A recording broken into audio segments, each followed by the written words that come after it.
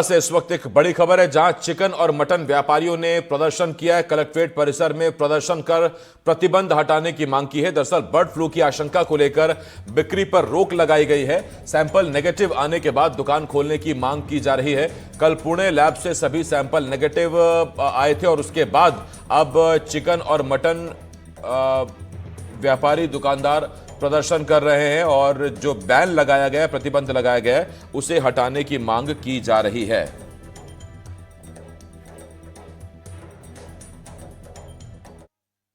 आशंका के तहत उन्होंने लॉक किया था। तो अब जो नेगेटिव रिपोर्ट आ गई तो इसी माध्यम से हम लोग कलेक्टर साहब को अवगत कराने आए कि साहब, आपने जिस हिसाब से आशंका जाहिर की थी, हमने भी आपका समर्थन किया है। 5वां दिन है आज, पूरे दुकानदारी बंद है। हम लोग भी कोई बहुत बड़े वो नहीं है, सब छोटे छोटे व्यापारी हैं, सब छोटे अंडे वाले। ये इतना लोगों का नुकसान हुआ है, 5 दिन तो हो गए और इसलिए बस साहब से बस निवेदन करने आए कि भैया इसको देखते हुए, रिपोर्ट को देखते हुए हमें वापस सुचारू रूप से चालू किया जाए सफाई के साथ। तो ये छिंदवाड़ा के चिकन और मटन कारोबारी है, व्यापारी हैं और उन्होंने प्रदर्शन किया है और कलेक्ट्रेट परिसर में प्रदर्शन करने पहुंचे जिले भर के चिकन और मटन व्यापारी। उनका मांग ये थी कि बर्ड फ्लू की आशंका के चलते चिकन और मटन बेचने पर प्रतिबंध लगा दिया गया था, लेकिन अब जब नेगेटिव रिपोर्ट आ गई है तो अब वो प्रतिबंध हटा देना चाहिए। शाश्वत मेरे सहयोगी इस वक्त इस बड़ी खबर पर छिंदवाड़ा से हमारे साथ जुड़ रहे हैं। शाश्वत, पहली नजर में तो मांग बड़ी वाजिब लग रही है चिकन और मटन व्यापारियों की कि जब रिपोर्ट नेगेटिव आ चुकी है तो फिर प्रतिबंध हटाइए। प्रशासन का क्या कहना है?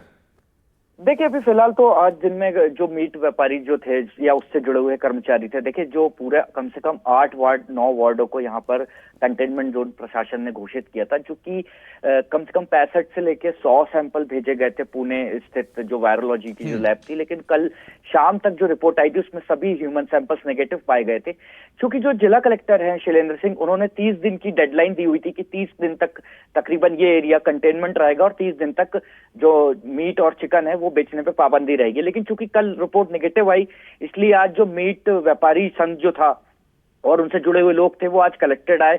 उन्होंने कलेक्टर को ज्ञापन भी दिया।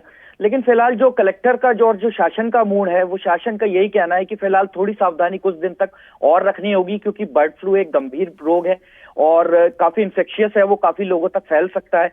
इसलिए फिलहाल उनकी मांगे सुन ली गई है।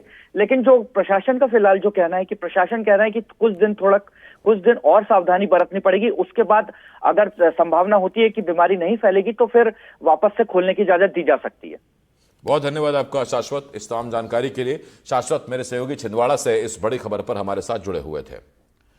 उधर विदिशा में शराब ठेकेदारों से खौफ में बीजेपी नेता बंदूक के साथ नगर पालिका दफ्तर पहुंचे। अखिलेश सीएमओ को पत्र देकर दफ्तर में बंदूक लाने की अनुमति मांगी। वार्ड में शराब दुकान का विरोध करने पर खुद को खतरा बताया। अखिलेश राजपूत ने हाल की घटनाओं का हवाला दिया। उन्होंने कहा, माधवगंज में जनपद अध्यक्ष के पति पर हमला हुआ, महंगी शराब पर सवाल उठाने पर आम आदमी को पीटा गया। और आज मैं बंदूक लेकर इसलिए आया था कि माननीय सीएमओ साहब को सूचना देना थी।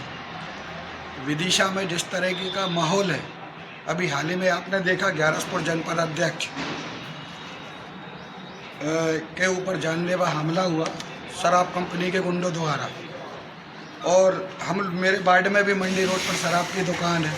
मैं कई बार उनके खिलाफ धरना प्रदर्शन आंदोलन कर चुका हूँ। उसी क्रम में आज मैं सूचना देने आया था माननीय सीएमओ साहब को, माननीय जिला कलेक्टर महोदय को और माननीय सिटी कोतवाली टीआई साहब को। मैं आवेदन भी मैंने टाइप करा है, आवेदन दूंगा कि शस्त्र लाइसेंस मेरा अपना खुद का है, मेरे नाम से है, मुझे इसको परमानेंटली टांगने की परमिशन दी जाए। कहीं ना कहीं भय का माहौल है हमारे अंदर।